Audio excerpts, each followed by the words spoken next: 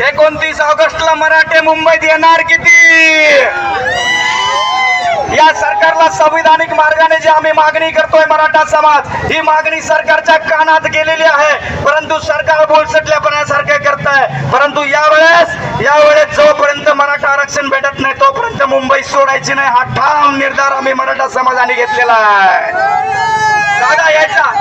दादा येण्याच्या अगोदर आपण मराठा आरक्षणासाठी एक शपथ घेऊया. शपथ अशी आहे, माझ्या पाठीमागे सर्वांनी शपथ घ्यायची आहे मराठा आरक्षणाची. बोला, माझ्या पाठीमागे सर्वांनी म्हणायचंय मोठ्या आवाजामध्ये, ताकद दाखवून द्यायची मराठ्यांची. ताकद अशी दाखवायची, शपथ आपल्याला घ्यायची, सर्वांनी स्तब्ध उभं राहायचं आणि मराठा आरक्षणाची शपथ घ्यायची आहे. ताकद अशी दाखवायची आहे की एकदम शांत आणि चित्ताने आपल्याला शपथ घ्यायची. माझ्या पाठीमागे म्हणा, आई तुळजा भवानी, अरे श्री काशीचा विश्वेश्वर आणि पुण्यश्लोक छत्रपती श्री शिवाजी महाराज, धर्मवीर छत्रपती श्री संभाजी महाराज आणि मनोज दादा सारख्या ढाण्या वागायच्या विचाराला प्रेरित होऊन